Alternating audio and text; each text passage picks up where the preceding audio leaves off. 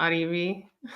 Shanae, it's great to be here. Good Yeah. morning. No, this is awesome. We kind of had a mini podcast before the interview, and maybe some of those topics will come in a little bit. But I want to welcome you to this conversation. It's going to be a great one, especially if you feel that moving into the new year, 2025 is just a few months away.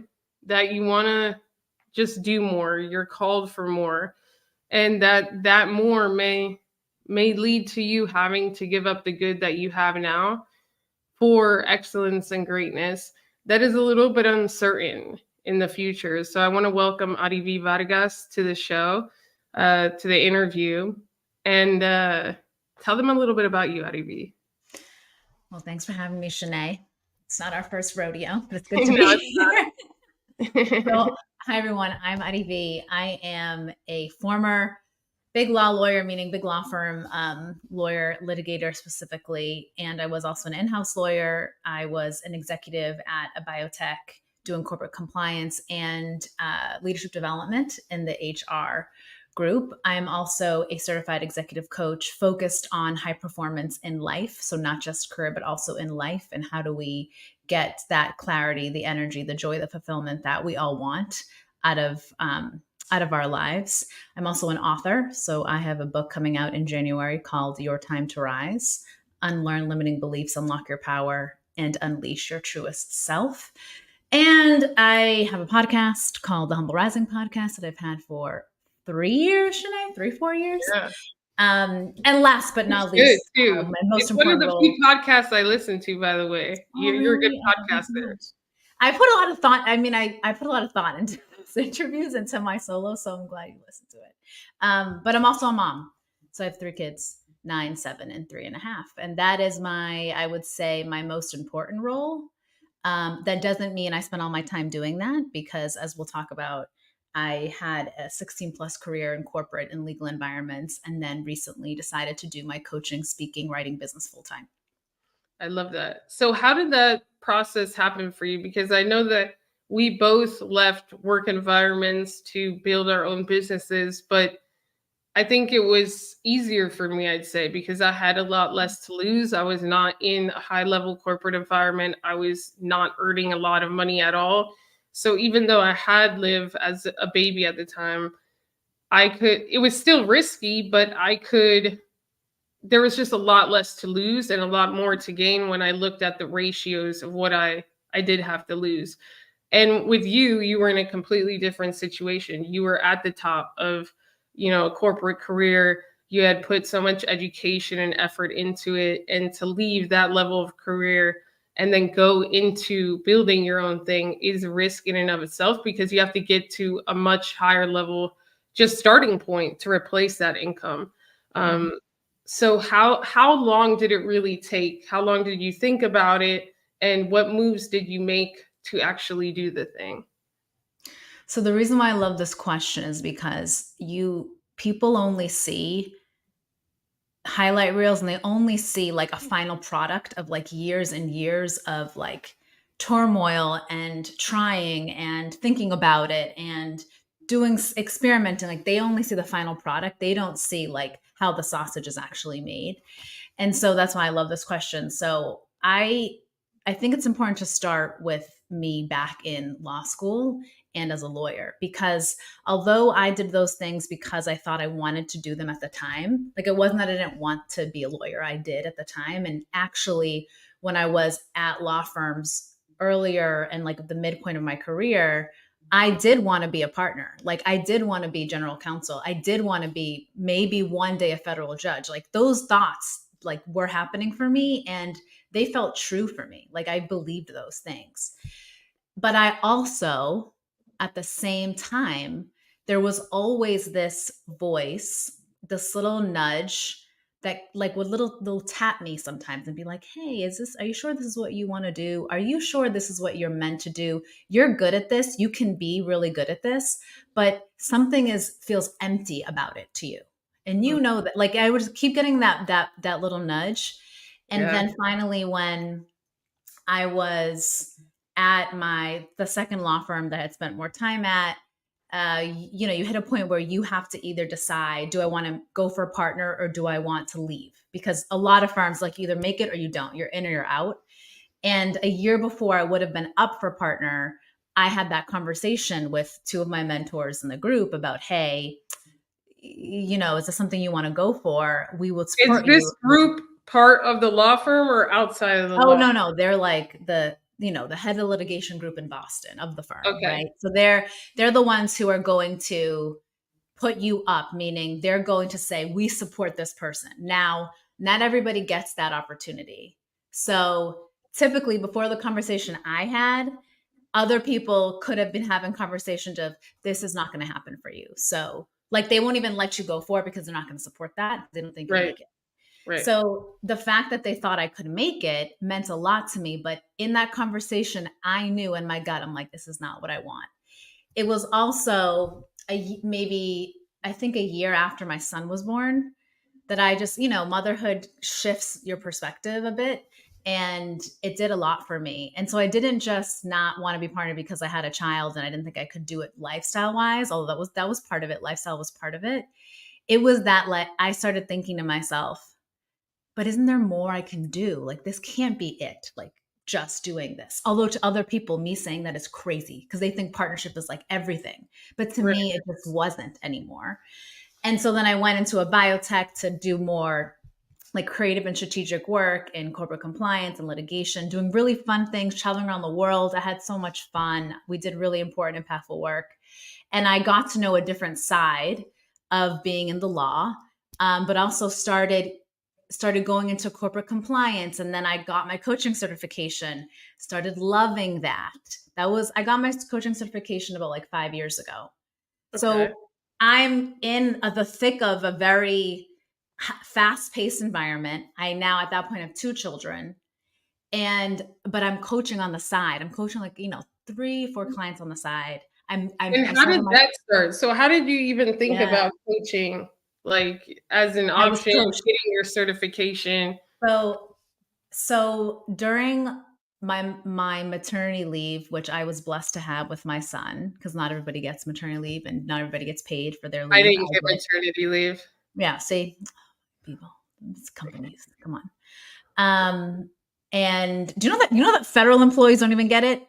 I know That's it's wild. that's sad. That's a Okay, different conversation. that's bad. So during that time, I had the baby blues, had basically an identity crisis. Was like, who am I without being a lawyer? Who am I? I'm just a mother. That's not who I am. And I had this whole process I went through, and I ended up diving so deep into personal development, that entire world, reading, like I was like reading every book, listening to every podcast, and really found coaches to be helpful. And then I actually had my own coach.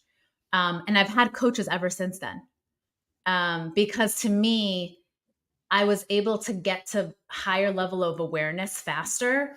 I get into execution mode faster. Like even with you, Shanae, right? Like you get me to do stuff like, okay, when we doing next week? Like it's like the push, the challenge that you need Yeah. um, to get you to another level of what you think you could be, right?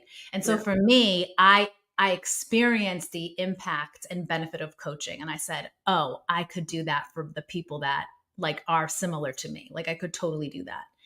And then I got into it and I loved it. Like my certification was based in positive psychology. And then the second one was my high performance certification, which is based on research on what high performers do in their lives and at work to be actually high performing. And that means to be, fulfilled in their career, to be healthy, to feel alive in their life, like living life fully. What does that really mean?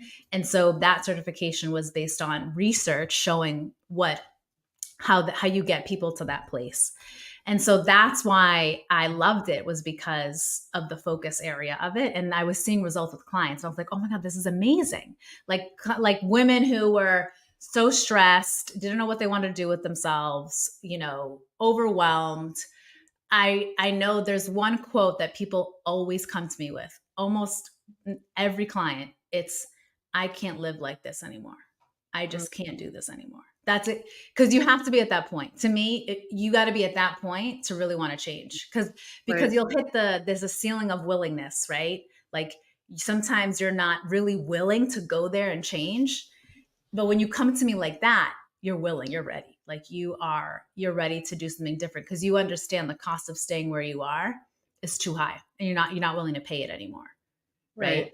So I did that. How did Yeah. you get your first clients? Like, did they just happen to be like colleagues, or because like I think that that's so important is paying attention to where you get energy when you do work. And I feel like a lot of people should pay more attention to that. So if you thought that, being in law was a thing, but over the years things started to change and it became more draining or just neutral than energy giving, and then you start coaching and you're like, wow, I could actually be in the weeds of changing people's lives and be on the front line. And this is something that just gives me energy and energizes me. I think that you had that self-awareness to lean in, even when it was like non-traditional to do so. So how did you get your first clients? So, just one thing on the neutrality though of Yeah. what I was doing, I think that's accurate. So, that really what happened was I was doing my law thing, I was doing this other, and I didn't feel the way I used to feel about it. I never felt emotionally connected to what I was doing, by the way. Like, that was never the thing. In fact, in law school, you learn like you cannot be emotionally connected because that clouds your judgment, right? So Right. you're actually trained not to be. And I was like, look, when I was at the law firm, you're basically helping companies save millions of dollars or make millions of dollars. It's not like God's work, okay? Like, it's just not. So there's not a deep sense of purpose for me there. There wasn't. So, but I think for, when it came to getting my first client, honestly, I started telling people like in my circle, hey, I actually am doing this thing. I'm coaching. This is my certification. This is who I focus on. This is how I want to help people. And I got a few through that, just like email campaign. And then I was posting on LinkedIn, Shanae. I was posting on LinkedIn. And then I got a few clients at first from there. Clients that literally were like, hey, I've been following you. Never liked a post ever, but They I've never been do. following They you. never do. I've been All my following you. clients show up. They're like, I've been following you for 3 years. I'm like, you've never liked one I'm like, post. who are you? But then, and then they say, I resonate with what you're saying. I relate to what you're saying. You are speaking my language. And so that was the beginning. And then what that turned into was referrals, like a lot of referrals from there. Did you get, I don't want to say hate, but did you get like side eyes or like a weird response when, as this high level lawyer, you're like, yeah, I just got my coaching certification. So, that's funny because when I got the certification, not telling anybody at work really, maybe my close friends, but not, I didn't post about that. I didn't share that. But then at one point, I added in my LinkedIn my business that I had established before. Like before I even posted it, I had established that a while ago, Humble Rising LLC. And I posted it and I got a phone call like, "Hey, we just saw that you post, right? I just saw that you post this. It's fine. I just want like to talk to you about it." But then other people were talking to me about it, and they were like, you just want to make sure that you don't seem like you're not committed to your job by doing this other thing. Yeah. And I always said, and I always would say, oh, so, let me know if you have a problem with my work, because obviously my work was fucking fantastic.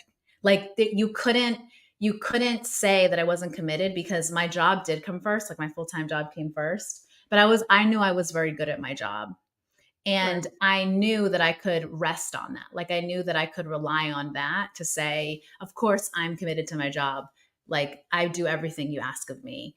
I am a high performer. Like obviously that, and they were like, no, no, no, like we love you, but I just want you to know the optics of it. The Mm-hmm. optics of it could be misconstrued. And I said, well, I am not concerned about the optics of it. Like I just didn't, Is that I, advice that you give to other people? Because there's some people that, they, I mean, this, like I tell them I can't really help you until you're all in, usually because of this reason, right? yes, we talked about this. Especially if they're like a solo breadwinner. Yep. I would never want to put that at risk. And some Yep. companies are way more aggressive than others, like where Yep. the first one is like a huge warning. So, what would you advise to people in that position? Yep. So I've had clients that have done this where they've had a side business for, like, for me, I had it for 4 or 5 years before I went full time. I've had this before where they're not they're not putting it out there. So they have it privately. They do it privately through referral, through word of mouth, where it's nothing is public. The company couldn't find something about them doing this on the side, making money on the side, right? So they're able to do that. I mean, a lot of them are lawyers, so they'll have like a separate thing, like a consulting business that they have that doesn't interfere. Like they make sure it doesn't interfere with their Hmm. full time job, right? You have to make sure it doesn't, but they find a way so that they're not public facing, Right. and so they can continue to do it. And then when they launch, quote unquote, what you see as a launch has actually been something that's been happening for a number of years. Right. And so, did you decide, like, how far in advance did you decide to go all in? And then, like, share a little bit of the type of women that you help now. Sure. What are the struggles that they have when they come to you, and what are the first things that you help them through? So when I left being a lawyer, I went into HR I was leading employee relations across the globe, team of one, me. But I learned so much about the employee experience, like a lot. And I learned the organization a totally different way. And then I went into leadership development to create programs, design, implement programs to develop our most senior leaders and our emerging leaders, so leaders in the pipeline. And again, I learned so much about what executive level leaders expect of the, like, right below them, what they expect of them, and also what they expect of themselves, and the things that really move the needle in terms of like high performing at work versus what doesn't. And so I learned a lot there, and I was in that role for about 2 years. And I remember one meeting where I was looking around the table at the art, I was on a leadership team. I had an amazing leader leading the team, in addition to us as leaders on the LT, as we call it. And I remember looking around and I had this thought of, I don't know, I think my work is done here. I don't it was a random day. We were talking about what we had going on. We were in the middle of launching a bunch of things, and I just felt like, I think I think my work, I've gotten what I need to get out of this, and I think they've gotten out of me what they probably need, and I think they could find someone who could do this job with no problem. And I started thinking about that, like that my time at this company after 8 years, after my law firm life, right? That it was coming to an end. And then in meetings and in big team meetings, I would think to myself, oh my gosh, this person right here, she could take this project. That'd be a great development opportunity for her. Like I started thinking about what it would look like for me not to be there. Like I started to feel that way, because what also was happening was I was getting this tap again on the shoulder. Okay, DV, I'm so sorry. You thought this was it, but it's like not it. And the thing that you do, the speaking, the writing, the coaching, like that is your big impact path. That is the purpose. And I was like, oh no, I'll just stay for a few more years. Like I'll stay for a few more years to build up my financial cushion even more. Like no, like I'll stay. And then Shanae literally very quickly, um, in December of 2023, the company had a global shutdown where they shut down for like a week and a half. It's great. It's not vacation time. It's the whole company shuts down. And I had said to myself in the beginning of that vacation, okay, I'm going to do like a one more year because equity was vesting. Like I'm thinking of Mhm. money. And by the end of that week and a half, 2 weeks shutdown, I literally was like, oh, I can't go back for one more year. Like, that's not happening. Like, my body was literally like, no, you need to do this. Like, this is not, being back at work is not where you're meant to be, Arivee. And Shanae, I say this, I think it was God, a calling from God being like, mira, señorita, like, you Yeah. need to follow your purpose and this is not it. I know you've worked really hard for this. I know you're really good at this. I know you love the people you work with. You make a lot of money. I was like, but that's not what life is about. And you know that. And this is the time for you to do it. It's now. Because if I decide you're going to go, meaning you're going to pass on in 6 weeks, you're going to be really upset you didn't go for it. Like you're going to be upset about that. That you missed that opportunity. So for me, it was gradual and then it was super quick. And I Mhm. remember walking into the building every day when I went to work and feeling this like internal like a tension, like it was very tight in my chest of like, oh my God, like this really is coming to an end, this chapter of my life. And Shanae, it wasn't just work for me. I had two babies while there for 8 years. I switched my career multiple times, like went through a significant miscarriage, which they were super supportive of. Like it was a journey at a company. Like it wasn't just a job for me. Right. So to leave, um, it happened very quickly because I had to follow my intuition. Like I had to really follow that. Yeah. And I mean the feeling of the body, I think aligns with like that's usually how people feel when they're like, I just can't live like this anymore. Usually it starts to manifest in different ways, like in feeling your body. And I just think that unfortunately, as a society, like people think that it's normal to wake up after 8 hours of sleep and feel Yep. exhausted. So, People think that it's normal to feel like unmotivated. They think that it's normal to feel down all day, or and it's just like if you had like a mission that would excite you, a lot of those things would just naturally go away. But it takes a lot of courage to leave something that, I mean, you put in how many years of school? You're the yeah. first in your family, right, to graduate from like Law law school. school. Yeah, Yep. from law school. Um, you were at all of these top places in corporate, and then you to go into coaching for a lot of people would seem like this isn't the natural path, but the point is that like for you it aligned with your purpose. And I that's why like every so often I'd message you, I'd be like, did you leave yet? I know you would. I know because I when you would, I'd be like, did it happen?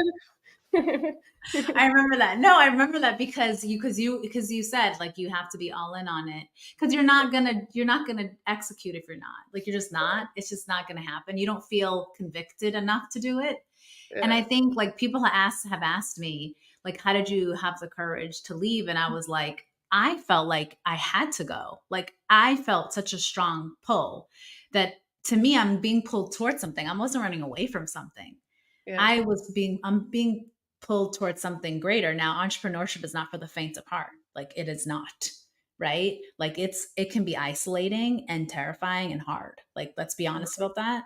But and also you have to be into the long game. You have to be Mhm. playing the long game, not short-term results. You can't you play like that.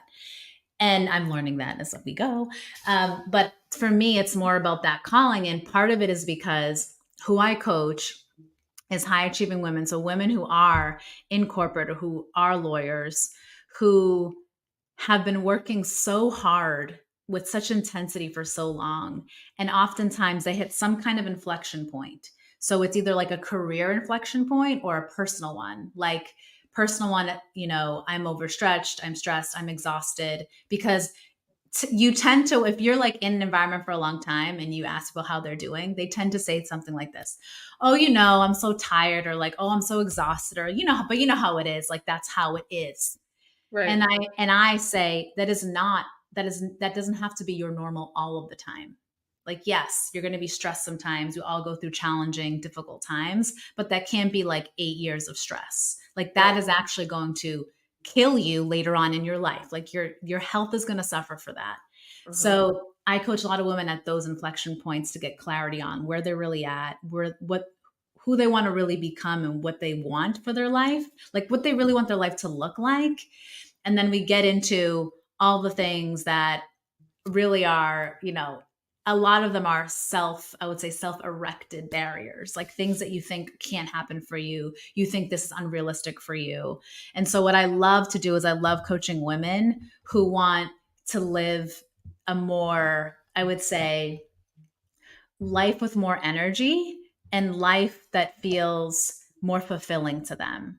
and where they've redefined success. It is not according to the rules and societal norms and like corporate anything. Like they're literally like, hey, I'm excellent at my job. I now love what I do and I can live a life that is true for me, though I will still go through hard times.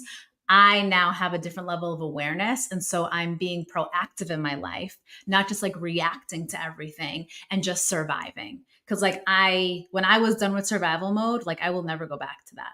And that's what I help women do. So what are the first how do you guide them through like deciding, because if you're in an inflection point, let's say like Mhm. you're staying or you're leaving, Yeah. and there could be like make believe barriers like you said, which is Yeah. like, oh, I can't leave because, or I can't leave because my family, or I can't leave because of this. So how do you help them make their own decision of whether they stay or go?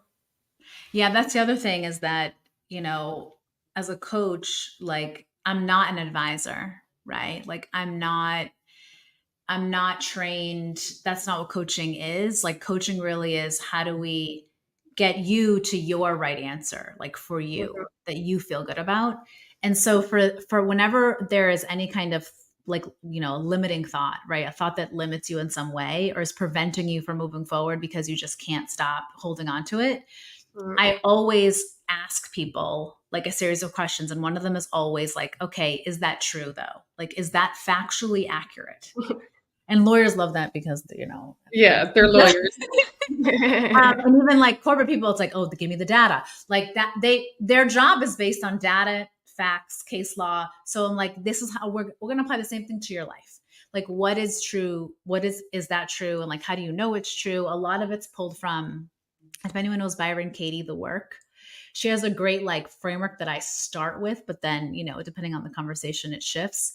But it is really like, what is true? How do I know it's true? What am I doing when I believe it's true versus if I believed it wasn't true? Like how would my life look then? How would this situation look then? And so they're what you're doing is you're tapping into possibility Mhm, because people are shut it down, like literally their brain shut it down. But if you're saying, oh, that's not realistic for me, I can't do that, that won't work for me, I don't have time for that. But when you get them into possibility, then they start generating options for themselves. That's the key. They have to generate options and alternatives. And I'll often ask, like, what else? What else? And I'll challenge some of those options, right? But that's important because then they'll start seeing, oh, I went from not possible to like maybe I could these three things. And that's mhm. really powerful because now they're in a position of, oh, I have a choice. Right. That's super important to understand that you are choosing something. Mhm. And that the choice is there, and that Yeah. you don't really have to stay where you are. Um, and so what have been kind of like maybe two, you don't have to say their names obviously, Yeah. but two or three client transformations so that Yeah. someone listening could understand what that could look like for them? So I had a client once who this is maybe this is maybe like 2 years ago. And she stands out to me because she literally was like the top of her game. Like she was a former lawyer, she was an executive leader at a big consulting firm. She had a massive global team. On the outside looked like she had it all together. And then she reached out because she had heard about me, and she started following me on LinkedIn. So that happened after she had known about me. And she's one of, again, clients say this all the time, like I just can't live like this anymore. I cannot be 55. She's in her 40s. Mhm. I cannot be 55 and be older at 55 and look back and ask like what the hell happened to me? Like what is happening? Because her situation was that she would work from like 6 a.m. to midnight. Like she's not getting any breaks. She's taking meetings, meaning it's work and meetings. She's taking at 6 a.m., right? That's And she's wild. working until late. She's working nonstop. She has trouble sleeping, not sleeping a lot. She doesn't have any time for herself, meaning she feels like she can't take a break. She's like, there's too much work to do. I can't take a break. I have to bring my laptop everywhere I go. Even the pace of her talking was how I'm talking. Fast. Everything is fast. Everything is going. I can't keep up. there's more work to do. Every time I do something, 5 more things come on my plate. Right. And she also has a fairly big family of siblings, and she has good friends, and she wanted so badly to hang out with them on holidays and to go on vacations, but she felt like she could not do that because of work. And Hmm. even when she did go visit like a sibling, she would only stay for like a night because she had to come back to do work. And so she was very, I would say, stressed, overwhelmed, but You also don't say.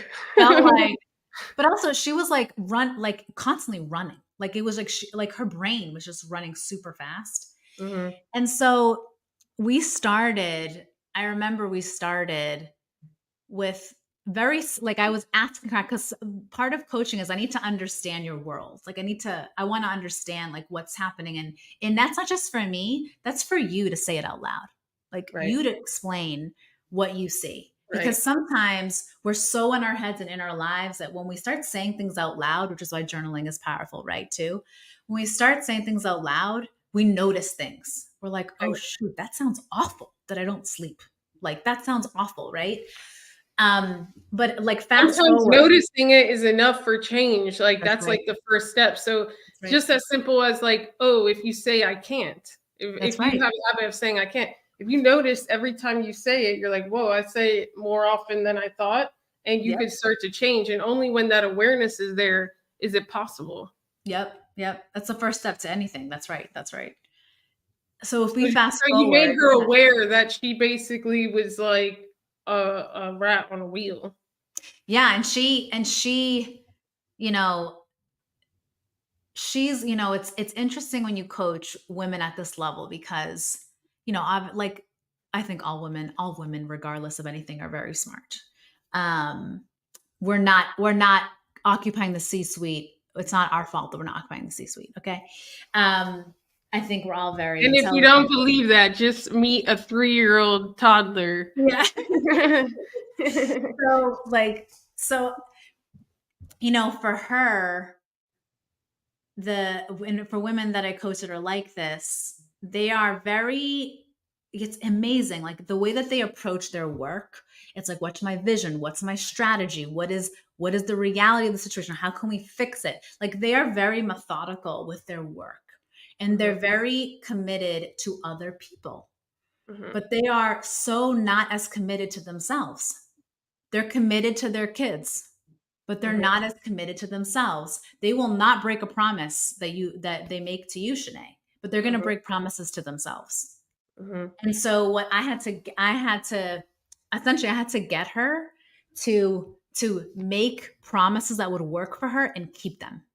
And mhm, that is something that every client of mine, that's an issue.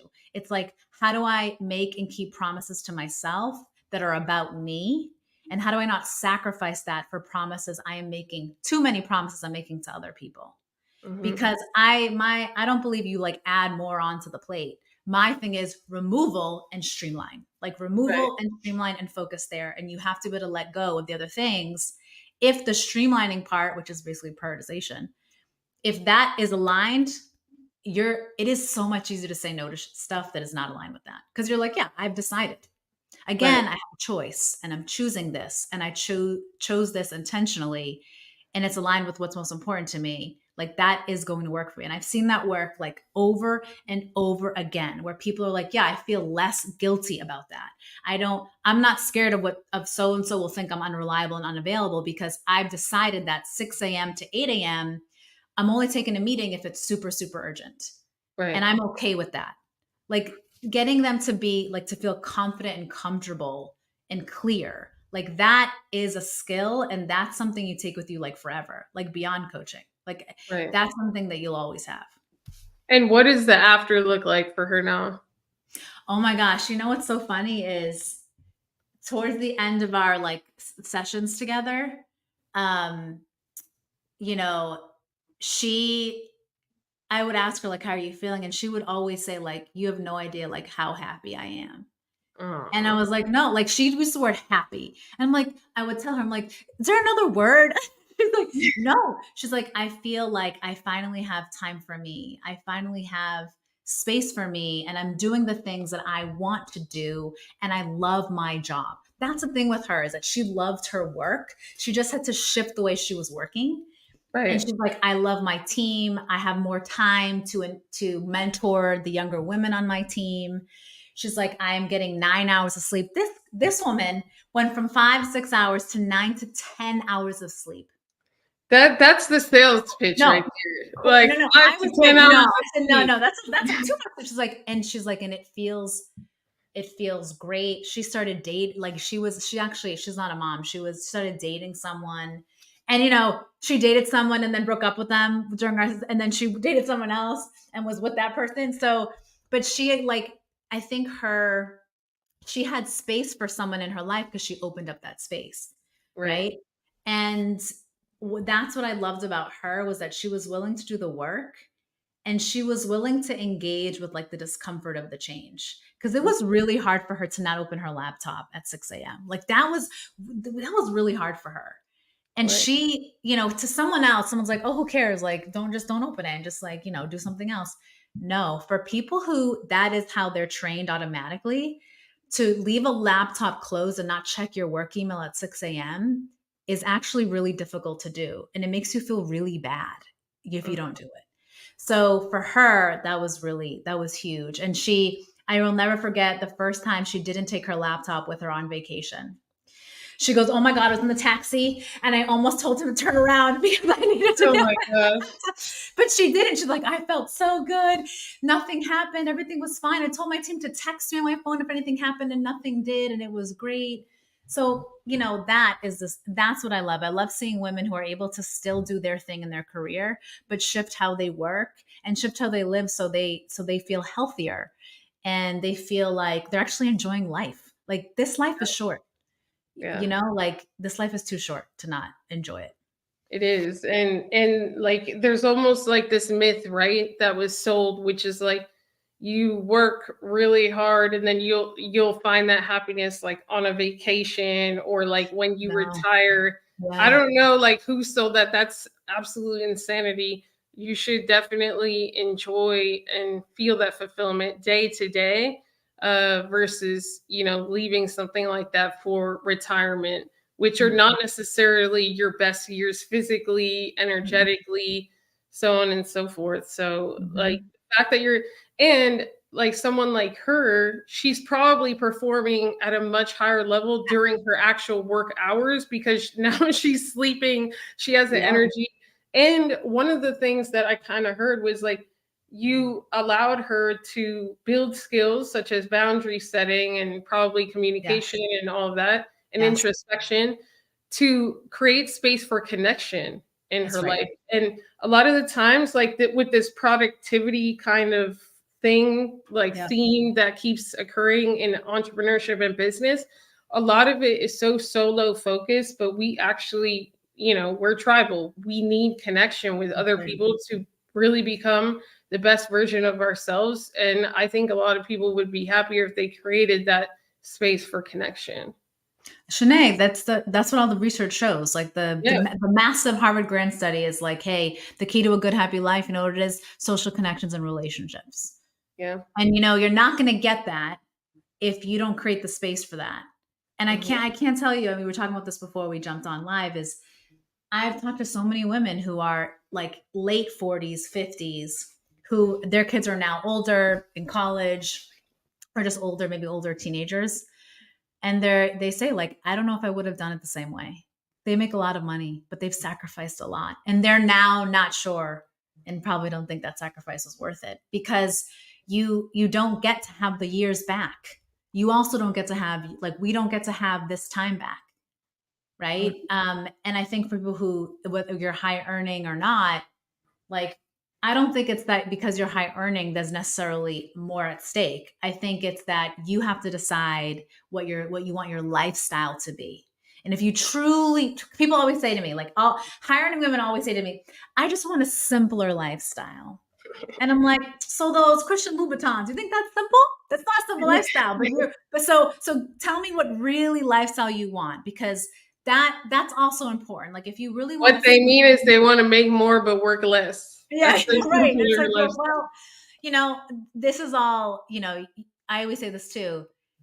There are C-suite executives who make millions and millions of dollars that in my view get paid to be available 24/7. Like Mhm. because and you've decided that's what you're doing. But if you don't want to be at that level, like there are plenty of women that I coach that hit that point of, okay, I don't want to climb the corporate ladder anymore. Like I've been climbing and I'm good. And that is jarring for them because if that's what they've been doing their entire lives, right? And I think that is important to recognize. Now that I'm here and I'm can I be at peace with that? What do I do with this? Now, how do I want to live my life? And how do I make things work for me? Mhm. I think that's important too. To when I coach people to also be at peace with certain things. Mhm. Yeah. And to do what's right for, like you're saying, your fulfillment and your joy and your life versus what other people say is right for you or versus what everyone else kind of in your situation thinks is right to do. And I think what you're really helping them do is also, in some situations, go against the status quo, which is very difficult to do, especially with certain, family pressures and stuff like that. Mhm. But I know that you have a webinar coming up where you're going to deep dive into this. What's going to be in the webinar? How can they register? When is it? Let's talk about it. So the webinar is Thursday, September 12th. So it's in 2 days at 11 a.m. Eastern. And it's called Three Mistakes Costing You Your Well-Being and Joy for Women Who Have No Time. And obviously, I will give you strategies for how to solve for the mistakes. I won't just tell you what they are and then not help you out. But what I love about, and I was Where do they register? oh, you can go to my most recent newsletter and post.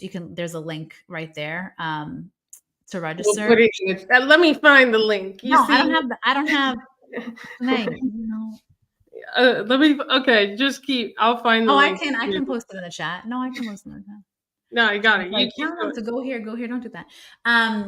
So what I love about this masterclass, also called the webinar, is that we're going to talk about the three things that are really preventing you from having and experiencing more well-being and more joy. So one of the things is like, okay, what's the number one thing that keeps you stuck in this like overwhelmed cycle? What is that thing? We'll talk about the simplest method for managing all the demands for your time. I'm not saying that it's an easy method, it's not, but it's simple. And so whenever I say that, people are like, wait, what does that mean? Okay, everyone knows that too. If you want to lose 20 pounds, everyone knows it's what you're eating and if you're active and what you're doing. Everyone knows that, Right. but the execution is the issue, right? So we're going to talk about how do you execute this thing, this one method that will help you manage all the demands for your time. And then the other piece really is, hey, how do I actually, and this is what I'll touch on is I don't want to give too much away, but there is people always talk about boundary setting, Mm-hmm. but they don't talk about the foundation of boundary setting. You can't just go in and be like, okay, now I don't work after 7.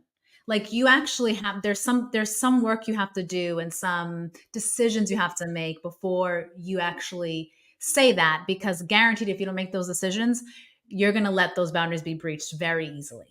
Mm-hmm. So the webinar really is for people who feel like they're overwhelmed and overstretched and they want to find a better way. And the strategies I offer in the webinar are very straightforward and simple that you can implement.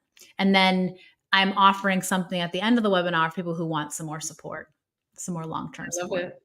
I love it. And I put this is the hyperlink here. I also Thanks, put Shanae. it. Shanae gave me a face like, what'd you tell them to go take I, a post for? I also put it in the LinkedIn live and in the comments of the YouTube live. So I highly recommend, like, if you're a high earning woman, especially like in a high pressure corporate career, and you are at that inflection point, whether it be you want to stay, but you want your life to feel different, like, Yeah. Arivee's client that she had mentioned, or you need to decide whether or not to become partner, or you're deciding whether to stay or leave to a different company, or stay or start your own business. I think that these are all critical inflection points that Arivee can guide you through. And she's a phenomenal coach. So Thanks, Highly Shanae. recommend. Thanks, Shanae. I appreciate that. So one question, what would you have told yourself like 5 years ago? Would you have told yourself to go into coaching sooner, or like what would you have told I don't yourself? think I was ready. I No? don't think I was ready. I don't think I was ready to do it full time. Meaning I needed to get reps.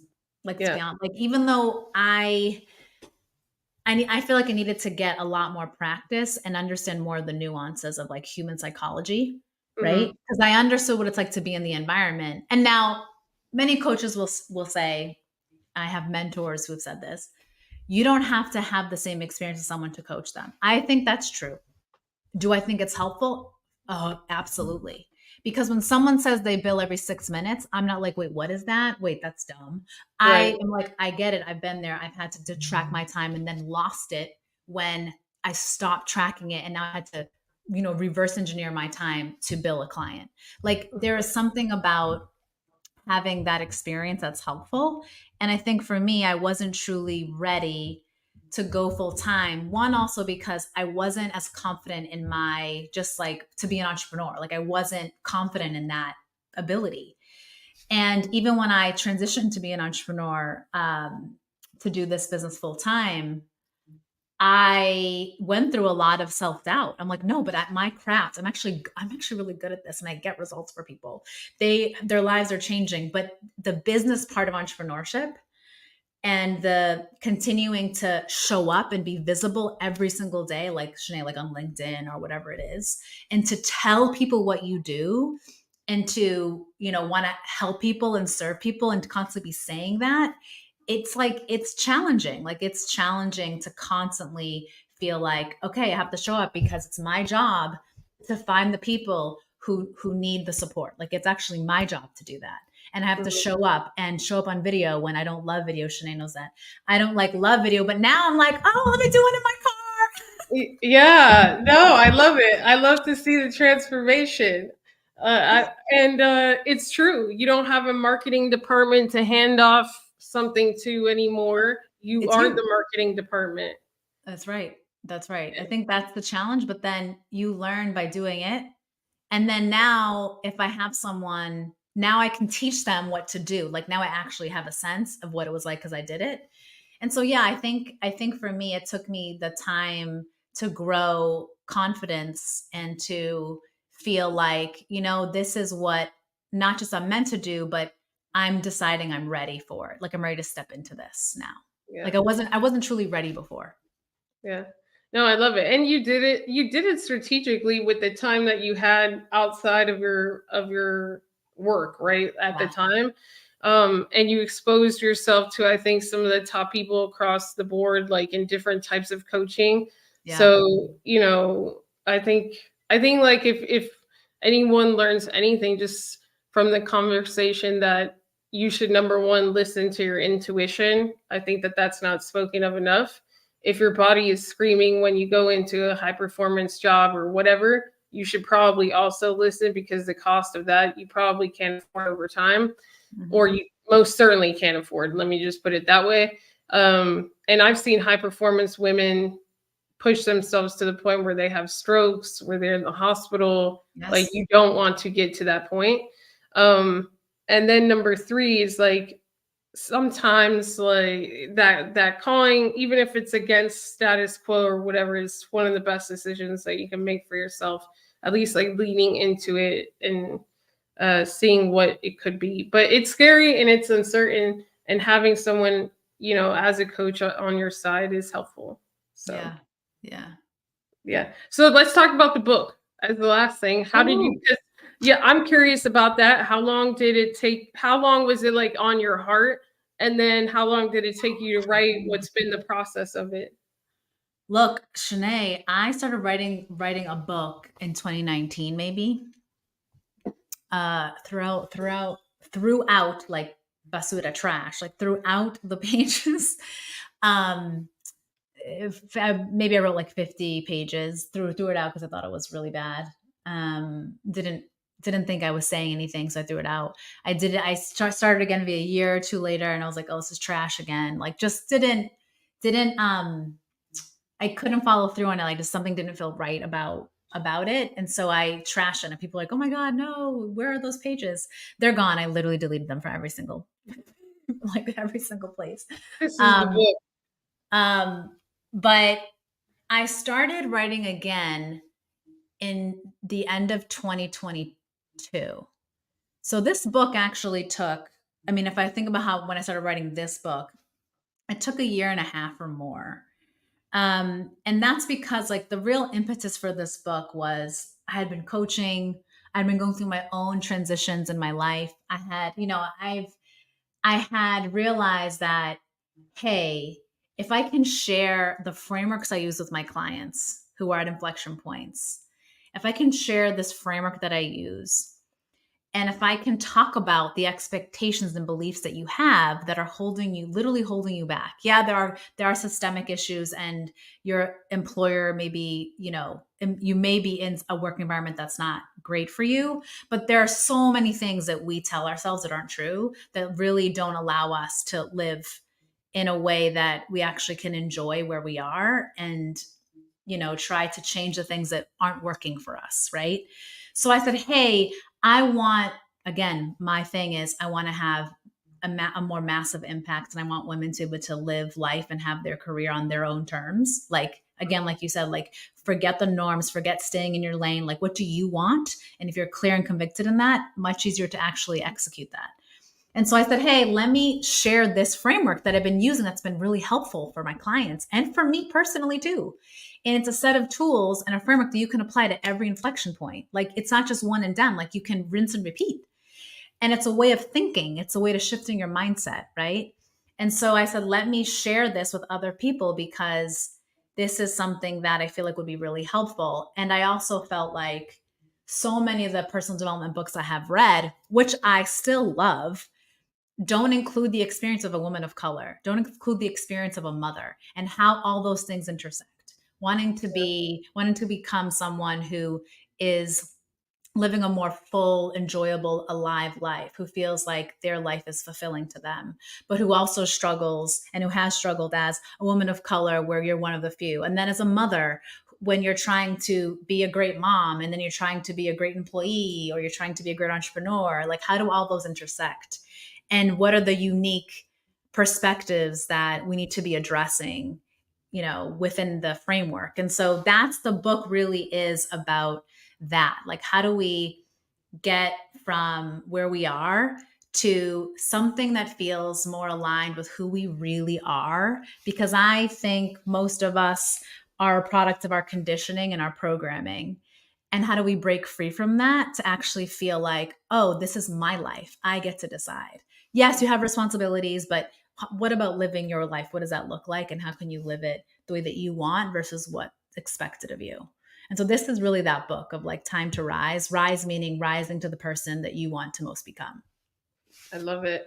And we'll do a whole other live on like Yes, it'll be great. running a business as a mom, No. especially like a coaching business as a mom, because like I see a lot of coaches that are moms that they may only have, let's say, from 7:30 or 8 o'clock in the morning to maybe 3 o'clock in the afternoon to like build their business. And how does one organize their time during those hours? And where do you put your time in different phases of your journey? How do you maybe set up support, whether that's family or childcare or whatever? So I think that would be really helpful if you want to do that in the future. I would love that. That's important. Yeah. Cause I think I just started finding my schedule flow, like what I really wanted it to look like and I had to experiment for a while, like Yeah. what worked, what didn't. Cause once the kids are in the house, it's really hard to focus. Yeah. Oh yeah. No. I can't. I know. I I'm can like, only focus on one thing at a time. yeah. And then it's like, they're knocking at the door. I have a question. And I'm like, no question. Or you open your office door and they're like, "Are you ready to spend time with me?" I'm like, no, I'm still working. And then I'm like, no, but working means you can't ask me a question. Oh my gosh. Yeah, no, I'll share trials and what's worked best for me, like flow wise. You could share what's worked best for you and we Yeah. could talk about that. Because That's a question I get a lot, actually. Mm-hmm. Yeah, So totally. yeah, so definitely click the link in the chat to register for the webinar. It's in 2 days. I highly recommend it. I mean, like we only have a certain amount of time in the day. If you don't understand or start to understand like the deeper sense of how to prioritize things and set boundaries and what can really drive you towards building a life that fulfills you, not just on vacation but daily, you know, then what's the point? Uh, Mm-hmm. you know, I think you should feel fulfilled in the work that you're doing. It's insane to me that how many hours will you spend at work? Let's just say that's 30% of your life. That's 8 hours a day. How can you physically, emotionally, mentally, spiritually find fulfillment if you feel unsatisfied or drained or toxic for Mm-hmm. 30% of your life? Yeah. And I don't think, you know, I think the answer is pretty evident that you can't. So that Mm-hmm. has to change. And for things to change, you need a couple of things. You need new information, and you need application of that information. And you need to potentially learn that information from someone that's done it. And this is your opportunity to do so. So register for Arivee's webinar. We'll see you next time. Ciao. Any final words, Arivee? No, just thank you so much for having me, and I hope to see everyone at the webinar. All right. See you. Ciao. Bye.